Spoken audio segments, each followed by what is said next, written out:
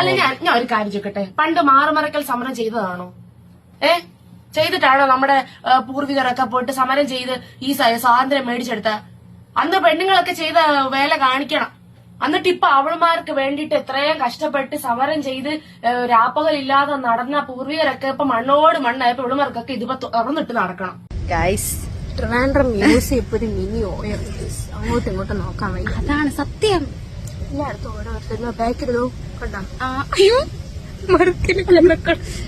പേരിട്ടത് മിനി ഓയോ. നമ്മൾ പറഞ്ഞ എന്തെങ്കിലും തെറ്റുണ്ടാ? മ്യൂസിയം കലാക്കുന്നു.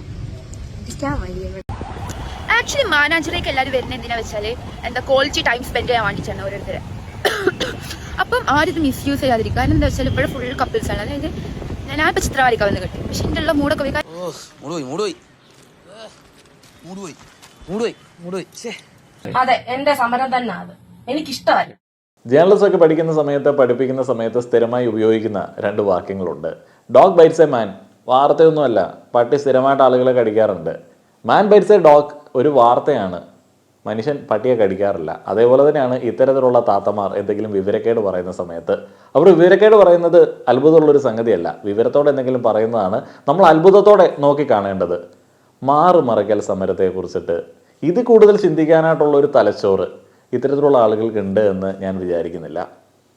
കഴിഞ്ഞ ദിവസം ഒരു വീഡിയോ ചെയ്ത സമയത്ത് എന്താണ് ഈ മാറുമറയ്ക്കൽ സമരം അല്ലെങ്കിൽ ചാർനാർ ലഹള, മാറുമറയ്ക്കൽ സമരം എന്നറിയപ്പെടുന്ന ആ ഒരു ലഹളയിൽ നാണം കൊണ്ട് നാണം മറയ്ക്കാൻ വേണ്ടിയുള്ള അവകാശത്തിന് വേണ്ടിയാണ് ആളുകൾ പോരടിച്ചതെന്ന് ഇക്കാലത്തെ ഒരു കൂട്ടം വിദ്യാസമ്പന്നരായിട്ടുള്ള സ്ത്രീകൾ വിശ്വസിക്കുകയാണ്.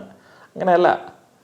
ഈ മാറുമറയ്ക്കൽ സമരം എന്ന് പറയുന്നത് ഒരു അവകാശ ലംഘനത്തിന് എതിരായിട്ടുള്ള സമരമാണ്.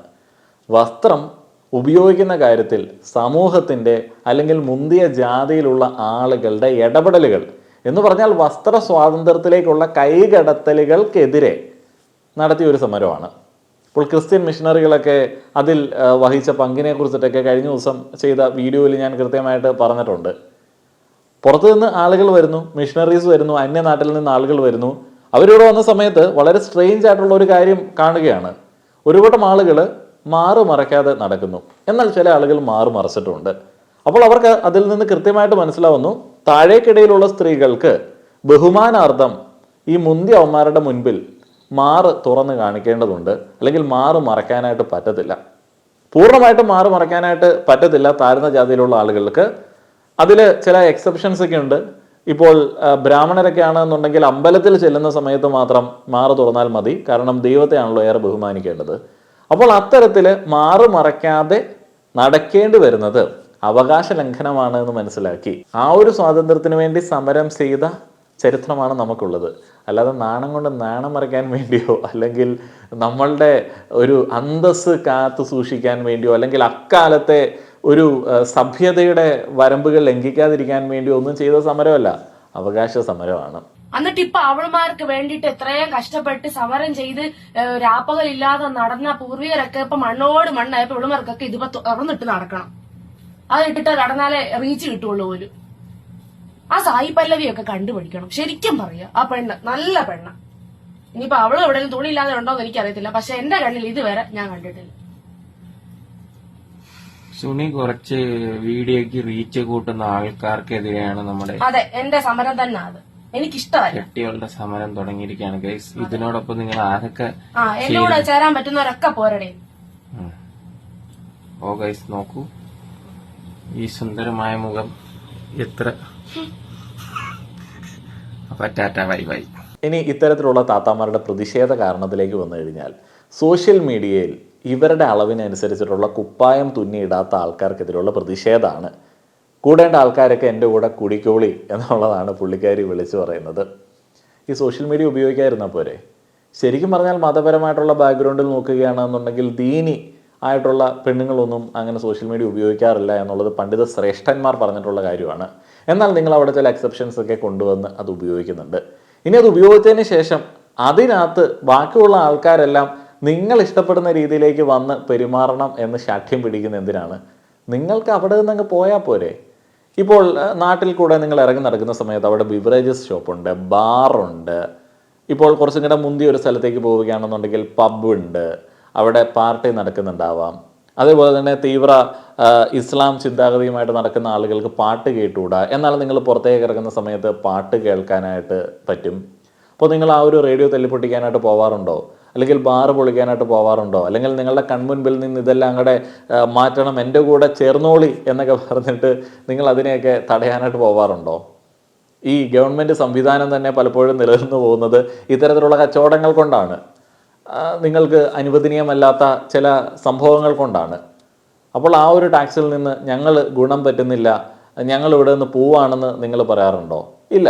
എല്ലാ കാലത്തും പലതരത്തിലുള്ള കാര്യങ്ങൾ, നിയമവിരുദ്ധമല്ലാത്ത കാര്യങ്ങൾ ചില ആളുകൾക്ക് ഇഷ്ടപ്പെട്ടും ചില ആളുകൾക്ക് ഇഷ്ടപ്പെടാതെയും ഒക്കെ നടത്തപ്പെടും. ഭരണഘടനാപരമായിട്ടുള്ള ചില ആനുകൂല്യങ്ങളൊക്കെ ആളുകൾ ഇതിനുവേണ്ടി ഉപയോഗിക്കുന്നുണ്ട്.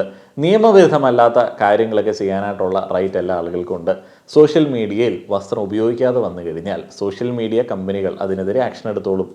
നിങ്ങളുടെ അടുത്ത് ഒരാൾ നഗ്നതാ പ്രദർശനം നടത്തി കഴിഞ്ഞാൽ അതൊരു ക്രൈമാണ്, ഒഫൻസാണ്. അപ്പോൾ നിങ്ങൾക്ക് പോലീസിൽ പരാതിപ്പെടാം.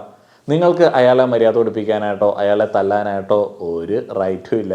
അപ്പോൾ ഈ ഒരു കാലഘട്ടത്തിന് ചേരാത്തത് അവരല്ല, നിങ്ങളാണ്. നിങ്ങൾക്കിവിടെ ജീവിക്കാനായിട്ട് പറ്റുന്നില്ല, ചുറ്റിനുള്ളതൊന്നും കാണാനായിട്ട് പറ്റുന്നില്ല. അതേപോലെ തന്നെ ഇഷ്ടം പോലെ രാജ്യങ്ങളുണ്ട്. ഇപ്പോൾ ഈ താത്തയെ പോലെ മുഖം കാണിച്ചുകൊണ്ട് സ്ത്രീകൾ ജീവിക്കുന്നത് ഇഷ്ടമില്ലാത്ത ഒരു കൂട്ടം ആളുകളുള്ള സ്ഥലമുണ്ട്. അതുകൊണ്ട് അവരുടെ ആ ഒരു രീതി ആണ് ശരിയെന്ന് നമുക്ക് പറയാനായിട്ട് പറ്റുമോ? അതുപോലെയുള്ള ആശയങ്ങളുമായിട്ട് ഒരു കൂട്ടം ആളുകൾ വന്ന് ഇവിടെയുള്ള ആളുകളെ നിർബന്ധിച്ചു കഴിഞ്ഞാൽ നമുക്ക് ഈ പറയുന്ന ആളുകൾക്ക് അനുസരിച്ചിട്ട് മാറാനായിട്ട് പറ്റുമോ? നമ്മൾ സമ്മതിക്കുമോ? ഇല്ല.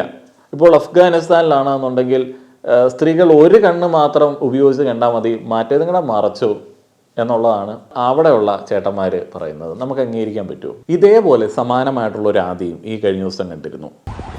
ആക്ച്വലി മാനാഞ്ചിറേക്ക് എല്ലാവരും വരുന്നത് എന്തിനാ വെച്ചാല് ക്വാളിറ്റി ടൈം സ്പെൻഡ് ചെയ്യാൻ വേണ്ടിയിട്ടാണ് ഓരോരുത്തരെ.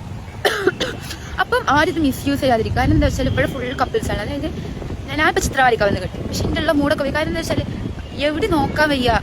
അത് കപ്പിൾസ് ആണെങ്കിൽ ഇപ്പോൾ ആ ഒരു ലിമിറ്റ് കുറച്ചൊക്കെ ഒരു ഇതിൽ കാര്യങ്ങളൊക്കെ ചെയ്ത് ചില കപ്പിൾസൊക്കെ അതായത് തണലത്തൊക്കെയാണ് ഇരിക്കുന്നത്, പക്ഷേ എങ്കിലും കുട പിടിച്ചിരിക്കുന്നുണ്ട് ആരും കാണാതൊക്കെ വേണ്ടിച്ച്.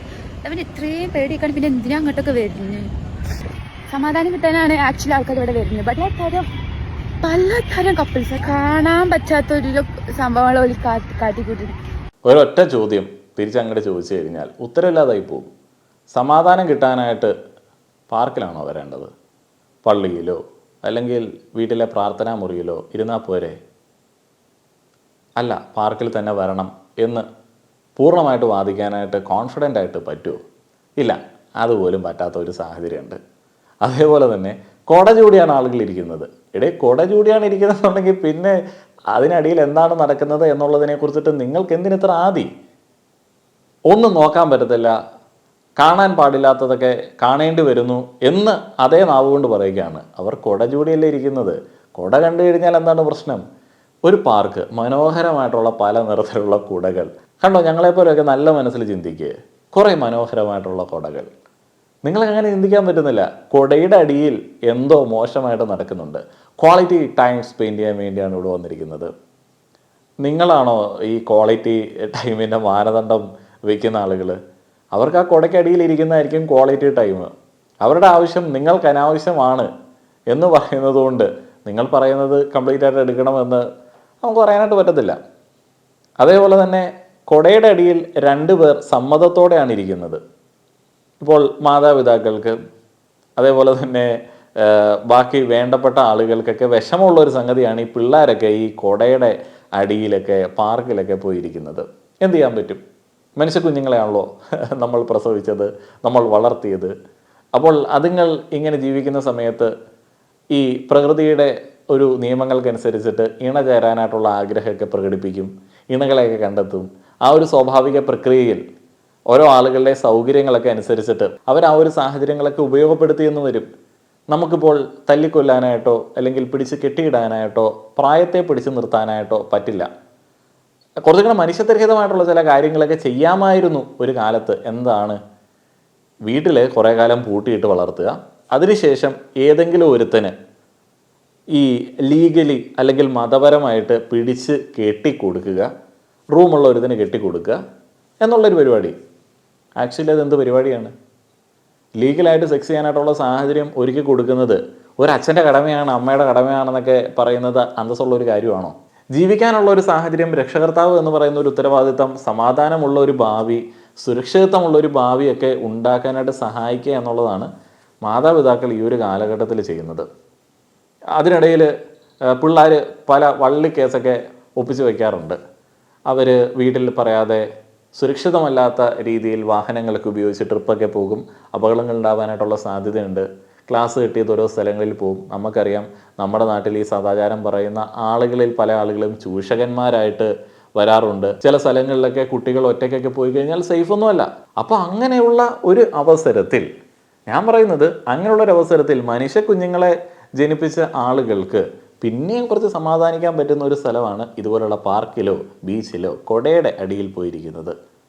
ജീവൻ പോവില്ലല്ലോ. അല്ല, ഇനിയിപ്പോൾ നിങ്ങൾ മനുഷ്യത്വം ഇല്ലാത്ത ഒരാളാണെന്നുണ്ടെങ്കിൽ ഓക്കെ, നിങ്ങൾക്ക് ജീവനല്ല പ്രാധാന്യം, നിങ്ങൾക്ക് അന്തസ്സ്, അഭിമാനം, കരക്കാരുടെ മുമ്പിലുള്ള സംഭവമൊക്കെയാണ് പ്രാധാന്യം എന്നുണ്ടെങ്കിൽ പിന്നെ നിങ്ങൾക്ക് അവരുടെ അവകാശങ്ങൾ ലംഘിക്കുക എന്നുള്ള ഒരൊറ്റ വഴി മാത്രമേ ഉള്ളൂ. എനിക്ക് തോന്നുന്നു അങ്ങനെ മനുഷ്യത്വം ഇല്ലാത്ത ആളുകളാണ് ഇപ്പോൾ ജാതി മാറി പ്രണയിച്ചു, മതം മാറി പ്രണയിച്ചു എന്നതിൻ്റെ പേരിലൊക്കെ ആളുകളെ കൊല്ലുന്നത്. അപ്പോൾ എന്തൊക്കെയാണെങ്കിലും ഈ പുറം ലോകത്തേക്ക് ഇറങ്ങുന്ന സമയത്ത് പല കാഴ്ചകളൊക്കെ കാണും.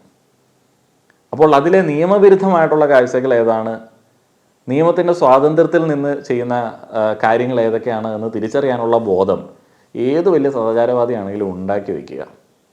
അല്ല എന്നുണ്ടെങ്കിൽ നിങ്ങൾ ഈ ഒരു കാലഘട്ടത്തിന്, ഈ ഒരു ലോകത്തിന് ഫിറ്റല്ല എന്നുള്ളതാണ്. ഇപ്പം എന്നെ കണ്ടു നോക്കിക്കേ, മുകളിൽ ഒരു ബട്ടൺസ് ശ്വാസം മുട്ടാനായിട്ടുള്ള സാധ്യത ഉള്ളതുകൊണ്ടാണ് ഇടാത്തത്. ബട്ടൺസ് എല്ലാം ഇടുന്നുണ്ട്. അത്യാവശ്യം പ്രോഗ്രസീവായിട്ടൊക്കെ ചിന്തിക്കാൻ ശ്രമിക്കുന്ന ഒരു വ്യക്തിയാണ്. എന്നാൽ എൻ്റെ അത്രയും പോലും പ്രോഗ്രസീവ് അല്ലാത്ത അല്ലെങ്കിൽ മതമൂല്യങ്ങളും ഒക്കെ ഉയർത്തിപ്പിടിക്കുന്ന പല ആളുകളും ഷർട്ടൊക്കെ അഴിച്ചിട്ടിട്ട് സോഷ്യൽ മീഡിയയിൽ ഫോട്ടോസ് അപ്ലോഡ് ചെയ്യാറുണ്ട്. അത് മോശമാണെന്നോ അല്ലെങ്കിൽ ഞാനാണ് നല്ലതെന്നോ എനിക്ക് പറയാൻ പറ്റുമോ? ഇല്ല. ഓരോ ആളുകളുടെ ഒരു ഇൻട്രസ്റ്റ് അല്ലേ. നമ്മൾ ശരീരത്തിന് കൂടുതൽ പ്രാധാന്യം കൊടുക്കുന്നില്ല, ചില ആളുകൾ കൂടുതൽ പ്രാധാന്യം കൊടുക്കുന്നു. അവർക്ക് അവരുടെ അഴകളവുകൾ, അവർക്ക് വളരെയധികം കോൺഫിഡൻസ് നൽകുന്നു എന്ന് അവർ പറയുന്ന ഭാഗങ്ങളൊക്കെ കാണിക്കാനായിട്ട് തോന്നുകയാണ് എന്നുണ്ടെങ്കിൽ കാണിച്ചു കൊള്ളട്ടെ. മദ്യം വിൽക്കുന്നത് പോലെയും അതേപോലെ തന്നെ ഈ ലഹരി പദാർത്ഥങ്ങൾ വിൽക്കുന്നത് പോലെയും സിഗരറ്റ് വിൽക്കുന്നത് പോലെയും ആളുകളെ ബലഹീനരാക്കുന്ന കാര്യങ്ങൾ ചില ആളുകൾ ചെയ്യും. ചില ആളുകൾ അവരുടെ ഫാൻസിന് വേണ്ടി എക്സ്ക്ലൂസീവായിട്ട് ഫോട്ടോസൊക്കെ ഷെയർ ചെയ്ത് കൊടുക്കും. ഫാൻസ് ഉള്ളതുകൊണ്ടും അവർക്ക് എക്സ്ക്ലൂസീവായിട്ട് ഫോട്ടോ കാണാൻ വേണ്ടി പൈസ കൊടുക്കാൻ ഉള്ളതുകൊണ്ടും താല്പര്യമുള്ളതുകൊണ്ടും ആവശ്യമുള്ളതുകൊണ്ടുമാണല്ലോ നടക്കുന്നത്. അപ്പോൾ അവരുടെ ആവശ്യം അത് സാധിച്ചു കൊടുക്കുന്ന ഒരു കൂട്ടം ആളുകൾ നമ്മളെ ബാധിക്കുന്ന സംഗതിയല്ല, നമ്മളെ കോമൺ ആയിട്ട് ബാധിക്കുന്ന ഒത്തിരിയധികം കാര്യങ്ങളുണ്ട്. ഇവിടെയുള്ള സമൂഹത്തിൻ്റെ പിന്നോട്ടൊക്കെയുള്ള പോക്ക്, വളർന്നു വരുന്ന തലമുറയ്ക്കുള്ള തൊഴിൽ സാഹചര്യങ്ങൾ ഇല്ലാത്തത്, അല്ലെങ്കിൽ വിദ്യാഭ്യാസത്തിൻ്റെ ക്വാളിറ്റിയുമായി ബന്ധപ്പെട്ട പ്രശ്നങ്ങൾ, അടിസ്ഥാന സൗകര്യങ്ങളുടെ അപര്യാപ്തത, ഇങ്ങനെയുള്ള കാര്യങ്ങളിലൊക്കെയാണ് നമ്മൾ കൂടുതൽ വാചാലരാവേണ്ടത്. നിങ്ങൾ കേട്ടിട്ടില്ലേ ദ്രോണാചാര്യ തൻ്റെ സ്റ്റുഡൻസിന് കൊടുത്ത ഒരു എക്സാമിനെ കുറിച്ചിട്ട്? അമ്പ ചെയ്യുന്ന സമയത്ത് എവിടെ നോക്കണം? ഇപ്പോൾ അർജുൻ നോക്കിയത് എങ്ങനെയാണ്? കണ്ണിൽ മാത്രം നോക്കി ഫോക്കസ് ചെയ്തു, കോൺസെൻട്രേഷൻ ഉണ്ടായി.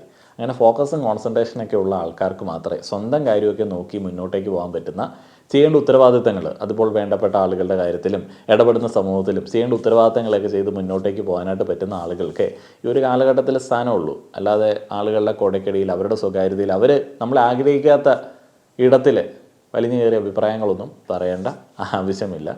നിങ്ങളുടെ അഭിപ്രായങ്ങൾ പറയുക. നന്ദി.